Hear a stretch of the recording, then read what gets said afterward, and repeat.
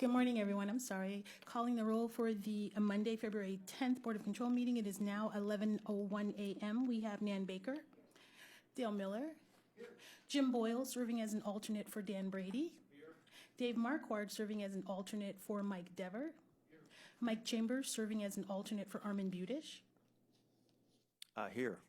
Lenora Lockett. We have a quorum. My bad. Okay. Oh, sorry, Lee Tucker. I'm sorry, serving as an alternate for the fiscal officer. Oh, you have a quorum. Okay. At this time, can everyone take a few minutes or let me know if there's any issues with the minutes from February 3rd? Give you a quick second or two. Seeing none, I'll make a motion to approve the minutes for February 3rd. Do I have a second? Seconded by Councilwoman Baker. All those in favor say aye. Opposed? Okay, item approved. Is there any public comment? No public comment at this time. On to contracts and awards. And moving on to new items. Item number BC 2020-106, Department of Public Works, recommending an award on requisition 46241 and to enter into a contract with C&S Engineers, Inc. in the amount not to exceed $450,000 for general engineering services for the Cuyahoga County Airport for the period February 10th, 2020 through February 13th, 2025. Nicole English with Public Works. We're presenting the award of our general engineering services contract for the airport. This is a 5-year contract that we do. Last time we had CHA. I know that was a question that we had gotten. CHA was our current consultant. Their contract is up through in March. So we did an RFQ. We had 20 proposals pulled or RFQs pulled. 4 responded. We actually interviewed all 4 firms because this is a relationship that's going to last for 5 years. The initial term is $450,000, and we say general fund. However, as projects get approved and awarded through the FAA, we can get reimbursed 90% of the money through the FAA. So we have to front it with general fund dollars, but as projects come through. The reason we say it's starting with $450 is, again, if more projects come through and we get grant funding through the FAA, we will use this contract for them throughout the 5-year period. If there's any other questions, I think the only one we had was on who the current vendor was. Councilman Miller, please. What did CNS have over the current vendor that enabled them to take it? The current vendor did lose their project manager. He went to a different firm, so they were missing who we'd been working with over the last couple years. But CNS is local. Their office is over at Cam's Corner. They have a good relationship with the FAA. They're primarily aviation focused, opposed to some of the other firms that we saw that are general engineering firms, that aviation is just a piece of their practice. So they were definitely focused on the aviation side and had a really good relationship with our local FAA office, which is who is key to get us the grants. Okay, any further questions? Seeing none, I'll move to, excuse me, Lenora, please. Lenora Lockett, Office of Procurement and Diversity. I didn't see them on the registration list. I'm checking, that's what we were just chatting with right before I came up here. So I'm checking with our person upstairs who did this procurement, so I'll double check, but if it could be contingent, we'll just check after this and work with Mark on that. Okay, I'll make a recommendation to approve contingent Inspector General registration. Do I have a second? Second. Second by Councilman Miller. All those in favor say aye. Aye. Opposed? Item approved. Next item. Next item, item BC 2020-107, Department of Public Works, recommending an award on requisition 47463 and enter into a contract with Fabrizi Recycling, Inc. in the amount not to exceed $413,558.45 for the replacement of Lindbergh Boulevard, culvert number C0093, over a creek to the west branch of Rocky River in the city of Olmsted Falls. This is a contract award to Fabrizi. We are picking the lowest and best bid. There was 10 bid packages taken out, 8 were submitted, and this is the lowest and best. Our engineer's estimate was $600,000, so we're 31% under the engineer's estimate. And they are meeting all of the diversity goals that were set by OPD. This is an 80-20 split. We're paying 80%. Olmsted Falls is paying 20%. This is part of our culvert program. Any questions?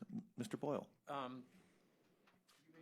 to answer this, but I'll ask it anyways, and you can decide whether you can or not. I always get worried when the estimate is when we're so far off. Is business so good that people are undercutting it, or were we just off in left field on our initial estimate?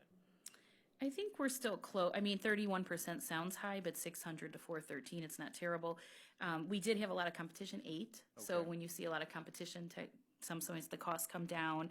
And then we do review the bid to be sure they didn't miss something. So our engineers came back and said, we think it's a good bid, go forward. So sometimes when one is way low, we'll take a look and find something that's off. But no, they feel this is okay. So we just have a win on this one. Okay, any further questions? Seeing none, I'll move to approve. Do I have a second? Second. Seconded by Councilwoman Baker. All those in favor say aye. Aye. Opposed? Item approved. Next item. Next item, item BC 2020-108, Department of Public Works, recommending an award on requisition 47458 and to enter into a contract with Brelar LLC in the amount not to exceed $14,000 for county kennel snow removal services for the period February 10th, 2020 through May 1st, 2020. Good morning, Tom Pavich, Department of Public Works. This item, we're requesting approval of a contract with Brillard for snow removal services at the county kennel. This was an informal bid for a contract. It went to 21 vendors through the by-speed bidding system. We had one bid submission. We actually did 4 different efforts to try to get at least one vendor on this one. After the first, we couldn't acquire more than one bid. It's a not-to-exceed contract, goes until the end of this winter season, so it's really just to close out this season, just for the kennel. Okay, are there any questions for Tom? Seeing none, I'll move. I have a question. Sure, Councilman Miller. Why are we putting this out now? Why would we not have had a contract in place that would run for the whole season? So this process was actually started in late November. So it took us, I'll say, nearly a month to actually get the one bid. As I said, we put this out in by-speed, multiple efforts. We actually had to cold call some of the different vendors to try to drum up some business to see if anyone was interested in bidding on this. We eventually did. It took longer than expected to get the actual contract in place. Some of these vendors that are in this commodity aren't accustomed to some of the required documents that we have to go through. They're typically like a one-page contract. We sign the agreement. Ours, we've got a lengthier contract as well as required documents. So, but it's as needed. We're going to take it through May 1st just to close out at the kennel. Historically, our sanitary division, who's located directly across the street from the kennel, did these services. With the move to Harvard, it changed the dynamics of those guys getting there first thing in the morning or late in the evening before the public and after the public leaves, comes and goes. So we wanted to make sure those services are accounted for. The way we bid this out was once snow exceeds, I believe it was 2 inches, regardless of time of day, the vendor gets out there, does their snow removal and their salting services. So,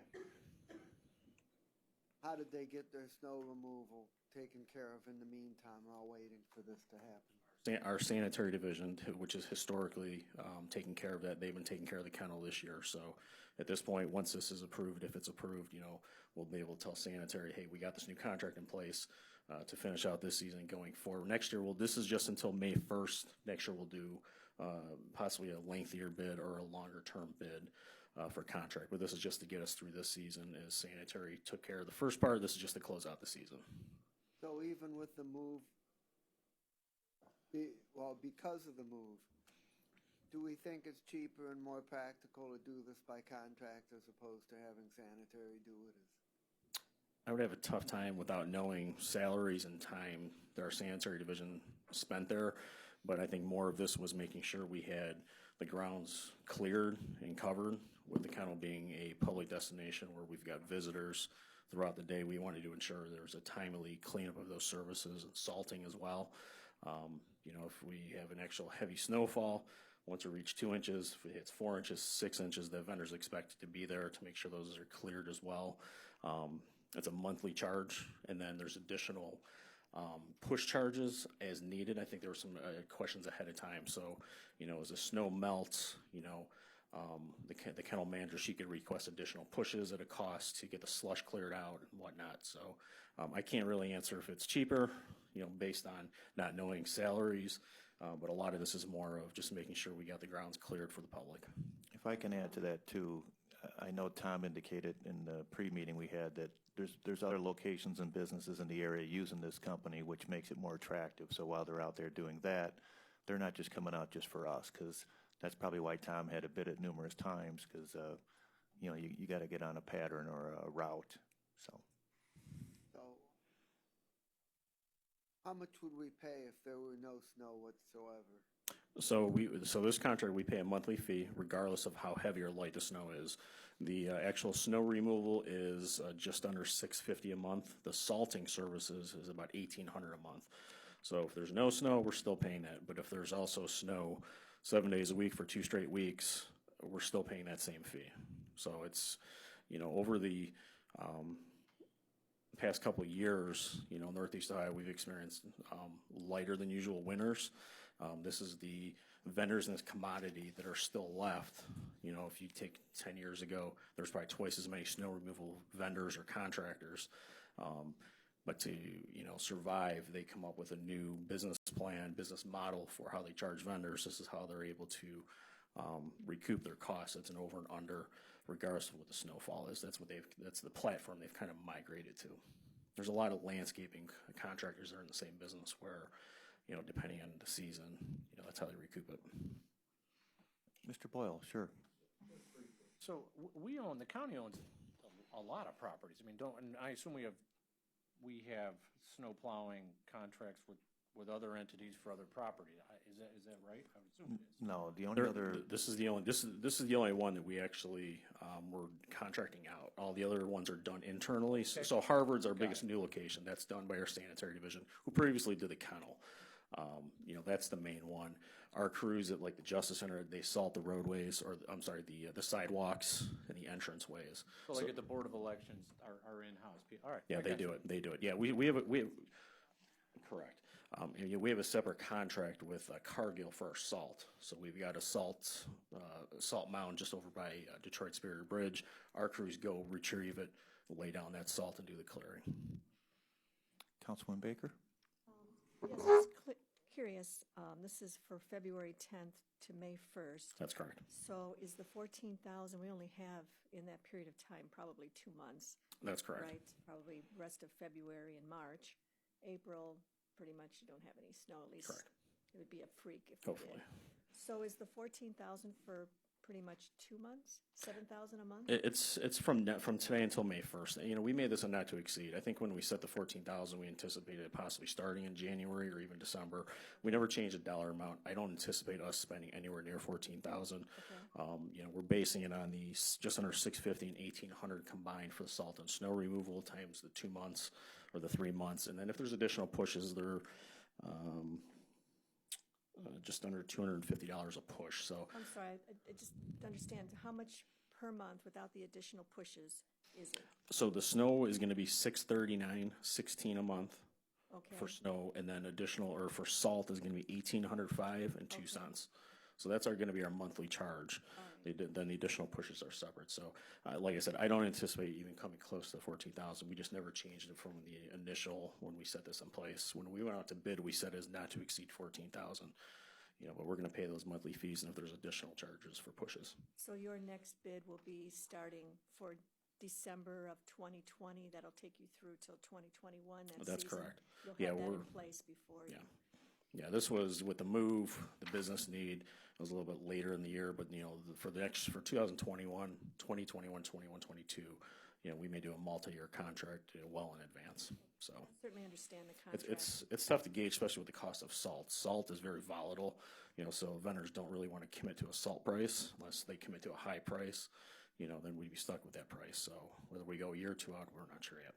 And these snow contracts is like an insurance policy. You know, you have it if you need it. It is, and that's what a lot of the businesses have migrated to. I knew of a lot more snow plow contractors 10 years ago, Right. as opposed to now. So, you know, because they used to typically charge per push as needed. Now it's, you know, a monthly fee, so they guaranteed that dollar amount. Thank you. Okay, I think we beat that up pretty good. Hopefully it doesn't snow the rest of the year. Like to think I was pretty close. Speak for yourself. All right. I will second. It's been moved and seconded. All those in favor say aye. Aye. Opposed? Item's approved. Next item. Thank you. Next item, item number BC 2020-109, Department of Development, submitting an amendment to a contract with Housing Research and Advocacy Center for fair housing services for the period April 1st, 2018 through December 31st, 2019, to extend the time period to September 30th, 2020, and for additional funds in the amount not to exceed $112,000. Good morning, Sarah Parks Jackson with the Department of Development. This is one of our fair housing vendors that does basically inspections, if you will, of where they send out cold call people to see if the fair housing laws are being adequately addressed or if there's violations. They also do, excuse me, training to our communities. We are extending this contract to September, which will allow the department to do a updated RFP. The dates we had a discrepancy in what the BOC had approved and what we had contractually. So therefore we went with what was approved, and that was 12/31/2019. Okay, thank you. Any questions on this item? Seeing none, I'll make a motion to approve. Do I have a second? Seconded by Mr. Boyle. All those in favor say aye. Aye. Item approved. Thank you. Next item, item BC 2020-110, Department of Development, submitting an amendment to a contract with Community Housing Solutions for emergency furnace repair, knob, and tube electrical replacement services, and is for the period February 1st, 2019 through January 31st, 2020, to extend the time period to January 31st, 2021, and for additional funds in the amount not to exceed $60,000. Sarah Parks Jackson, Department of Development. Community Housing Solutions provides our emergency furnace repair program and the knob and tube electrical replacement services. We use Community Housing Solutions as in the past. They have been the only nonprofit that has responded to the RFP because there is eligibility that has to be determined in accordance with the HUD regulations, and they are very versed in doing so. To provide continuity, we are extending their contract for 1 year. During that time, we will issue another RFP to see if there are other vendors available or willing to participate. Okay, any questions for Sarah on this one? Seeing none, I'll move to approve. Do I have a second? Seconded by Mr. Boyle. All those in favor say aye. Opposed? Item approved. Thank you. Next item, item number BC 2020-111, Department of Development, submitting an amendment to a contract with National Council for Community Development, Inc., and it's doing business as the National Development Council for Economic Development Technical Assistance Services, and it's for the period November 1st, 2018 through December 31st, 2019, to extend the time period to April 30th, 2020, and for additional funds in the amount not to exceed $26,000. Good morning, Paul Herdig with the Department of Development. We've had for many years a technical assistance arrangement with the National Development Council. One of their senior staff, currently Corey Leon, gives technical assistance both to our own department and to any city which requests it in Cuyahoga County. For example, currently Corey is very heavily involved in working with Director Ted Carter on the microgrid project. He's also working with cities such as Richmond Heights and Euclid to assist them in analyzing various economic development projects they'd like to get into. We're extending by 4 months while we negotiate a new contract expected to start on May 1st. Okay, Mr. Boyle, please. Just briefly, and you'll hear when I read these are obviously not my questions. One of our staff members has asked me to ask. So obviously, and you referenced Richmond Heights and Euclid. Are there any other cities that you know of that are using, are tapping in to the ability to utilize these services? We'd be pleased to provide a full report. I'm not prepared to recite that this morning, but we'll certainly get that to the clerk of the board to distribute to the board. And copy Khalil Sarin on that. Andrew, if you could remind me, please. Thanks. And we'll get that. Sure. Okay, any further questions? Seeing none, I'll move to approve. Do I have a second? Second. Okay, it's been moved and seconded. All those in favor say aye. Opposed? Item approved. Next item is a two-part item, item number BC 2020-112, Department of Development. A, submitting an RFP exemption on requisition 47956, which will result in a payment to Advance Ohio, doing business as the Cleveland Plain Dealer, in the amount of $2,163.20 for past invoices associated with the publication of a legal notice in connection with the release of Home Investment Partnership Program funds through the Cuyahoga Housing Consortium to participate in funding for various projects for the period September 26, 2019 through December 31st, 2019, and B, recommending the payment in connection with said RFP exemption. Sarah Parks Jackson with the Department of Development. On some of our federal home funded projects, we are required to place a legal notice, and we do this with Advance Ohio. I am currently working with Lenore Lockett on how we can in the future not have to do an RFP exemption. Right now, to the best of my ability, the Advance Ohio does not give us the cost of the legal notice prior to publishing the legal notice. So if anybody can get them to do that, please tell me how you did it. But we will work with OPD, and we do about 3 of these a year. So the total to Advance Ohio from the Department of Development Federal Home Funds is going to exceed $5,000. So we're going to work with OPD to see how we can not have to do an RFP exemption. Okay, thank you. Any questions? Mr. Boyle, you got one? Jared, I know I had mentioned this before. The legal notices drive me crazy because, no offense, I don't know how many people are reading the newspaper. There's got to be a better way, and I know they're legally required. Maybe when we hire our lobbyists and stuff, we can figure out a way to touch base with Columbus and DC to get a better and more efficient way to provide notice that are legally required. Just more of a pontification than a question. Thanks. Okay, thank you. I mean, we do this through the clerk of courts. I mean, there's a lot of notices that go out, and with the limited amount of legal, the daily legal news or the plain dealer, I don't know that we're really hitting the people like we used to in the past. Okay, understood. Anybody else? Seeing none, I will move to approve. Do I have a second? Seconded by Councilman Miller. All those in favor say aye. Opposed? Item approved. Thank you. Thank you. Next item, item number BC 2020-113, Department of Information Technology, submitting an amendment to a contract with Infor Public Sector, Inc. for software licenses, maintenance, and support for enterprise resource planning software for the period October 27, 2016 through October 26, 2026, for the purchase of additional licenses and for additional funds in the amount not to exceed $423,430.62. Good morning, Janelle Green on behalf of the Department of IT. So these are licenses to, as part of a true-up for the Infor ERP system, basically correcting the number of licenses that we actually have in use. And so this was parting of writing that ship. So this is kind of similar to what we do for the enterprise license agreement for the Microsoft licenses.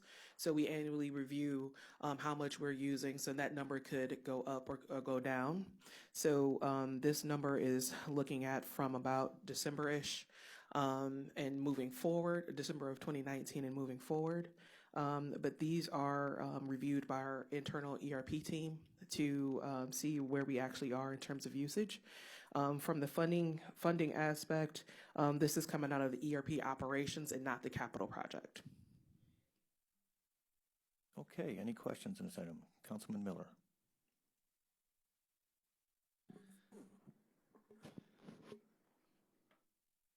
So even though this is,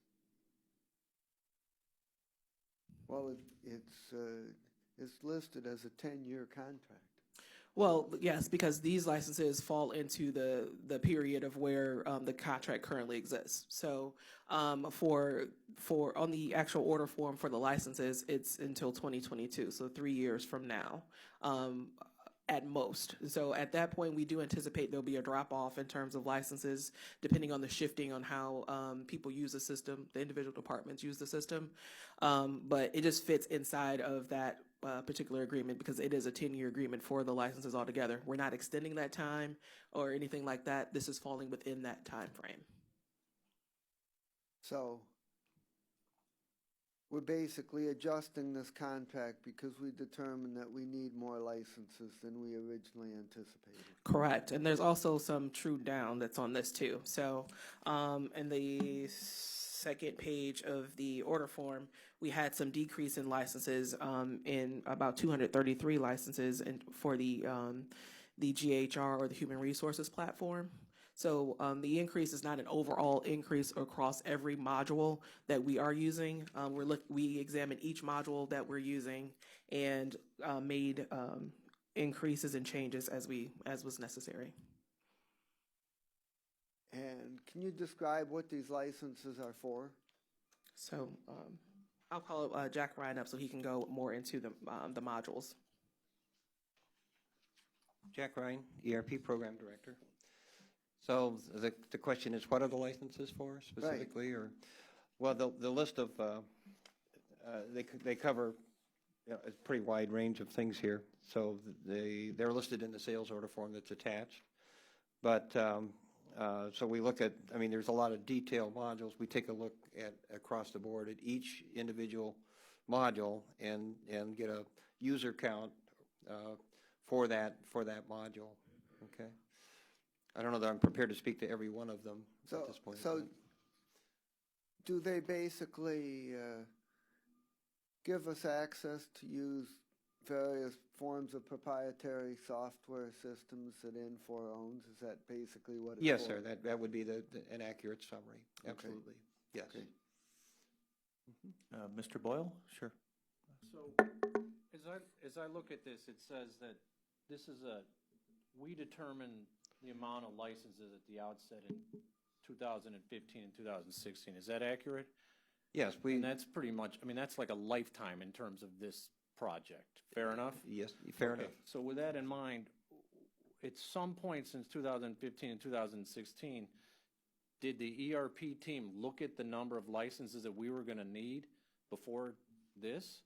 Well, we're required to look at it annually. Okay, so I think you'll notice that. Hold on. So then in 2017, you didn't come here and say we need more licenses, correct? Correct. And then neither in 18. Correct. And then neither in 19. I think the license, I don't remember the exact wording on this. I think I don't think we were required to do the license true up until this year. Did you know it was coming? Did we know it was coming? Yes, we knew it was coming. So we did the license true up. We did it in accordance with the contract, and the result is this: some went up, some went down, and we netted to this amount. So the actual number is right now, based on the current count, is about 141,000 per year. Okay, that'll get evaluated on an annual basis. So if as we move forward, if we determine that we need less, it could drop, as Janelle had pointed out, and if we have more users, then it could go up. But that's the way the contract was originally written. Yes, sir. Okay, Councilwoman Baker. Just a quick question. Are all licenses considered operational? Yeah, I believe the answer to that's yes. I don't think. Go ahead. Yes. To confirm, I worked with OBM to verify the licenses payments for this year moving forward now will be under operations rather than the capital project. Have they been under capital in the past? Yes, up until implementation, they've been paid out of the capital, and they transitioned over to operational once we became live.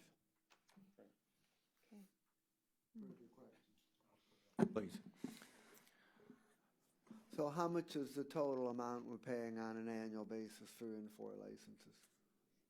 I don't have that number handy. We can get you the actual number, but it's approximately about $1.6 million annually. Okay. Okay, any further questions from anyone else? Seeing none, I will make a motion to approve. Do I have a second?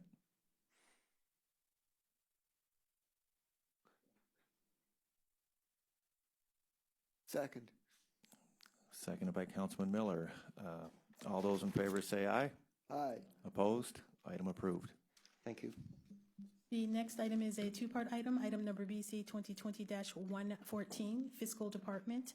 A, submitting an RP exemption on the purchase order number listed on the agenda, which will result in an award recommendation to R.R. Donnelly in the amount not to exceed $31,852.30 for payment of postage costs in connection with the mailing of homestead applications for calendar year 2020. And B, recommending the award in connection with said RP exemption. Lisa Rocco, Fiscal Office. Pursuant to Ohio Revised Code, the county must mail out these continuing applications to all recipients of the homestead exemption by January of each year. This item got caught in the 2-week shutdown. We prepared for the 1-week shutdown as we do annually, but this year, due to the implementation of the new general ledger, there was an additional week, so the vendor, due to this requirement, paid for the postage for the mailing. They've invoiced us, and I am currently working with the Assistant Fiscal Officer to open a blanket purchase order for postage for 2020 so that we don't get caught in this situation again. Any questions? Yes. This item was flagged by the advance question that it didn't go through the full process. It says, yes, the following item has not routed through all the workflow queues in ERP and has not met all of the requirements. What requirements has it not met? I am in understanding that we have not submitted an independent contractor form. Is that correct? I believe that's correct, yeah. So we will do that as soon as I'm done here, and then it will be moved through the process. How long would it take to move it through the process? I would assume by the end of today, we can get that submitted. As soon as we get that form in, it was an oversight from what I understand. Is there any reason why this has to pass today? I think it would be, in my opinion, to pass it now because the vendor did front this money for us in good faith so we can comply with ORC code. I think to wait another week would be possibly unjust on him, which is why we're bringing it today. Is there any process that needs to be done that's non-routine? I don't believe so. No. No. Okay. Okay. Any other questions? Mr. Boyle? No? Good. Okay. I will make a motion to approve this item. Do I have a second? Second. Second by Councilman Miller. All those in favor say aye. Aye. Opposed? Item approved. Thank you. Thank you. The next item, item number BC 2020-115, has been held at the request of the department. Yeah. Moving on to item number BC 2020-116, Department of Health and Human Services, Cuyahoga Job and Family Services, on behalf of the Community Initiatives Division, Family and Children First Council, submitting an amendment to a contract with Planned Parenthood of Greater Ohio for the Teen Pregnancy Prevention Program, and it's for the period January 1st, 2019 through December 31st, 2019, to extend the time period to December 31st, 2020, and for additional funds in the amount not to exceed $125,000. Good morning, Kathleen Johnson from Family and Children First Council. This is a contract amendment for our teen pregnancy prevention program with Planned Parenthood for the amount of $125,000. This is our teen pregnancy prevention program with the Get Real Comprehensive Sex Education Program. This program is in all of Cleveland school districts and South Euclid-Lyndhurst school districts. This sex education program is comprehensive in the fact that it doesn't teach just abstinence only. It teaches healthy sexual behaviors. We go through 6th grade through 12th grade. It is targeted or tailored towards the grades. For example, they teach the same curriculum but in different styles based on the age of the youth that is in the classroom. We had over 2,000 surveys that were completed. We did answer the questions that were asked on Friday, so if you have any other questions, I'd be happy to address those. We do have an evaluation completed by Case Western Reserve University for the last 2 years, so I have that report as well. If there's Okay. any other questions? Thank you. Are there any other questions on this item? Just one. Councilwoman Baker. So is the bottom line for Case Western Reserve, without seeing the full report, showing an improvement in less diseases, less activity, less pregnancies? I mean, just without, like I said, reading the whole report, are they showing that the results of this are what you're trying to achieve? Yes, so nationally, Ohio ranks 24th across the state, across all of the states in regards to teen pregnancy, but we do really focus on disease control as well. There is an increase in knowledge about healthy sexual behaviors. Without looking offhand, I think there was a decrease in South Euclid for teen pregnancies. Nationally, we were lower, but I'd have to look at the actual results. But I mean, I can if you want the exact numbers in the report. Just for the schools that we're responsible for. Okay. providing, Case did a study on these particular schools. I don't think, is that you did? Yes. Okay, Yes. then Yeah. is there, I'm just asking, generally speaking, in the big picture of results, are they finding that in the last 2 years they've seen a drop in what it is they're trying to avoid and, Yeah. and teach in bad habits?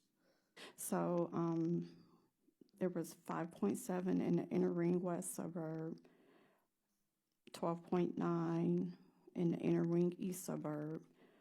CMSD West was 14.9. And CMSD East was 21.7, so that's the mid-range for each of the categories.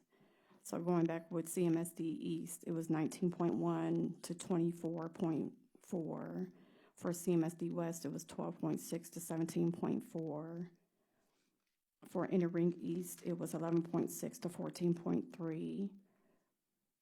For Inner Ring West, it's 4.7 to 6.9. So we're still average above. So our numbers aren't increasing significantly, but we're not that much worse off than the rest of the United States. So in your opinion, given you're asking for this funding, you believe that this is making a difference and that I we are do. reaching these children through this $125,000 ask? I do. I think we have. I think we have made an impact for the years, and we've done it previous to the last 2 years as well. In reading over some of the evaluations, it's not we can't stop kids from having sex, but what the point of the program is for them to make healthier choices when they are participating in having sex. So the STD rise, it is a rise, but it's not as bad here in Cleveland and in the suburbs. But across the country, it has risen. But what the problem with the evaluation, they count teen pregnancies up until you're 19. So we have to sift through, and it's like almost a 3-year lag. So we have to sift through, were they really 18 when they got pregnant, or were they really 17 and still in high school? So that's some of the dilemmas. So the data, like I said, is a 3-year lag. So for another example, had sexual intercourse with 4 or more people.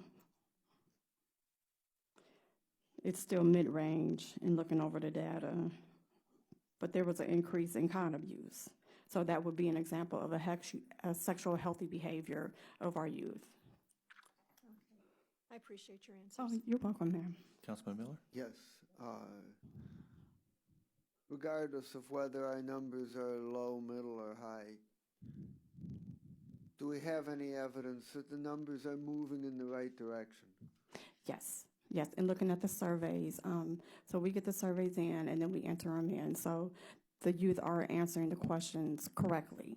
So that's how we get to gauge, has their knowledge increased?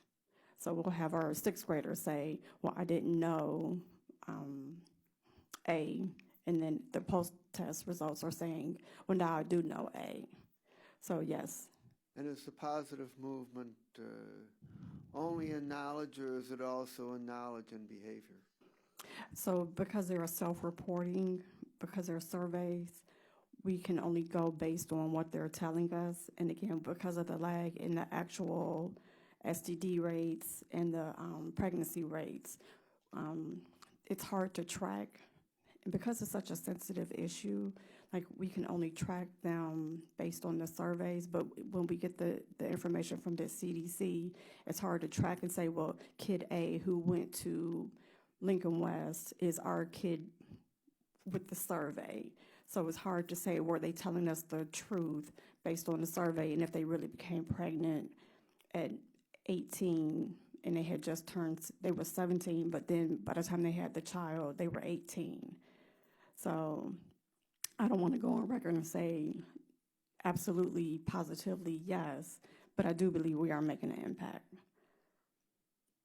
I think that the evaluation process has a ways to go. Yes, I would agree. We want to know, number one, if it's changing knowledge, number two, if it's changing behavior, and number three, if the changes in knowledge and behavior are as a result of the program that we're doing, or whether it's a result of extraneous changes. I agree. This is an area where there are just a very wide range of opinions out there as to what works and what doesn't work, and we don't want our programming to be based on ideology or opinion or guesswork. We should do rigorous evaluation and find out what works and what doesn't work, and then do what works.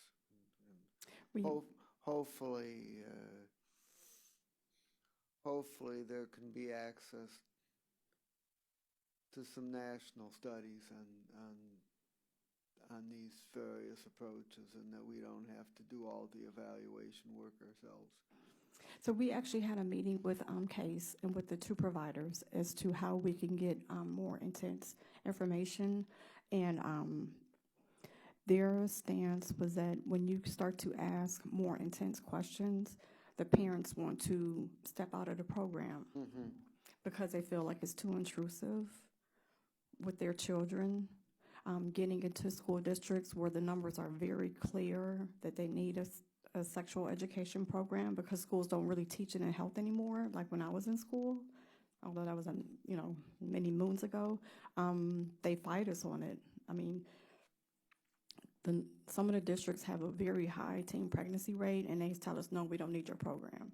So it's a very sticky and tough situation to even get into the schools, let alone asking for more detailed information about the results of it. So I completely agree with you. We were trying to figure out how to do it, and they were like, you're going to get pushback. You're going to lose your foot in the door if you ask for too much more information than what we're already asking. So we are brainstorming with them of how to ask for more in-depth evaluation. Yes, sir, we will. We will continue to do so. Okay. Seeing no further questions, I'll move to approve. Is there a second? Seconded by Councilman Miller. All those in favor say aye. Aye. Opposed? Item approved. Thank you. Moving on to the next item, it's a two-part item. Item number BC 2020-117, Department of Health and Human Services, Division of Senior and Adult Services. A, submitting an RFP exemption on requisition 47893, which will result in an award recommendation to Senior Transportation Connection in the amount not to exceed $200,000 for operational support for transportation services for seniors and adults with disabilities. And it's for the period February 10th, 2020 through December 31st, 2020, and B, recommending the award in connection with said RFP exemption. Good morning. Paul Porter, Health and Human Services, on behalf of the Division of Senior and Adult Services. This is $200,000 in funding that was added to the biennial budget to support things like recruitment, hiring, and retention for STC personnel, investment in fleet maintenance and new vehicle acquisitions, as well as long-range strategic technology investments to improve ease of use, registration and reservation experience for clients, and trip routing for drivers. This is a one-year agreement with an option to extend via amendment based on provider performance and funding priorities, but funding was included in the biennial budget for both 2020 and 2021 for this. Okay, thank you, Paul. Any questions? Councilman Miller. Since funding is approved in the budget for 20 and 21, why are we only doing a one-year contract? Why don't we give them a two-year contract? Our goal was, with this contract, we did include some performance metrics in it, mostly tied to other contracts that they have. So since this is operational support, we didn't attach specific requirements to this funding. We wanted to look at the other contracts that they have and that they're meeting expectations for those. It's not our intention to withhold funding. I think we just wanted to get kind of a clearer picture of what their service performance is altogether, and that's why we set it up with the one-year funding and then the option for an amendment. Okay. Okay, Councilman Baker. So the 200,000 is for seniors and adults with disabilities? Correct. Not just if seniors need transportation, they need to show they have a disability? Is that what correct? And that's the typical transportation model that STC has as well. And we didn't attach like a specific eligibility determination requirement for this. STC, maybe for some of their other contracts from other funders, might have unique eligibility requirements for those. We use that language because that's typically what the funding through DSAS provides services for. Okay, thank you. Okay, seeing no further questions, I move to approve. Is there a second? Second. Seconded by Councilman Miller. All those in favor say aye. Aye. Opposed? Item approved. Thanks. Moving on to exemptions. The next item, item BC 2020-118, Office of the Medical Examiner, recommending an alternative procurement process which will result in various awards to university hospitals in the total amount not to exceed $50,000 for tissue sample processing services, and is for the period February 10th, 2020 through December 31st, 2020. Hugh Shannon, Medical Examiner's Office.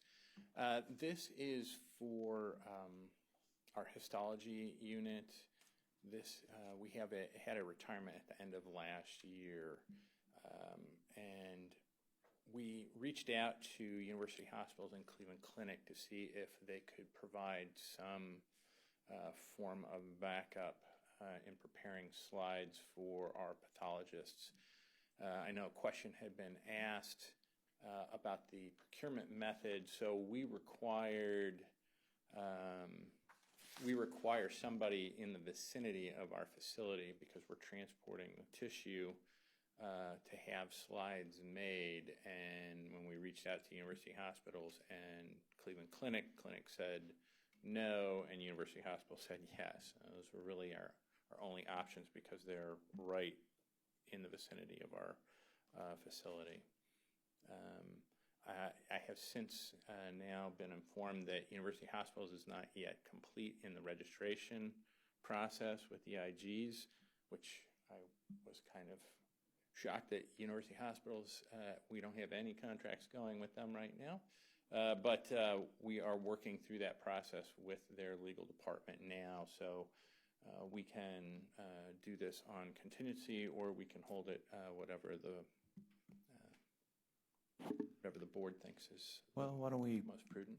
If no objections, we'll make a motion to approve, as long as you finish up with the IG registration. So anybody object to that? I would second that. Okay, it's been moved and seconded by Councilman Miller. All those in favor say aye. Aye. Opposed? Item approved. Thank you. Moving on, On to the consent agenda, item numbers BC 2020-119 through 121. If everyone just take a quick minute. I think there was a question on one of the Public Works vehicles. I believe it was answered, but if there's any further questions, let me know.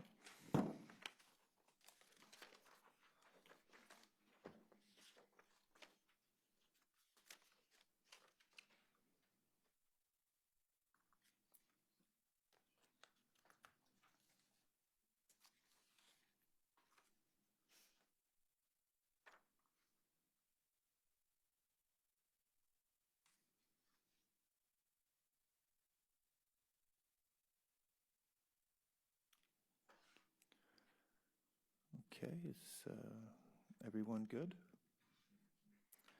I will then make a motion to approve today's consent agenda items. Do I have a second, please? Seconded by Mr. Boyle. All those in favor say aye. Opposed? Items approved. Any additional business? No other business at this time. Okay. And I just want to make one statement. Sure. Due to the President's holiday taking place on Monday, February 17th, and the next scheduled Board of Control meeting will take place on Tuesday, February 18th. Okay, thank you. With that, I will make a motion to adjourn. Do I have a second? Second by Councilman Miller. All those in favor say aye. Opposed? We're adjourned. Thank you.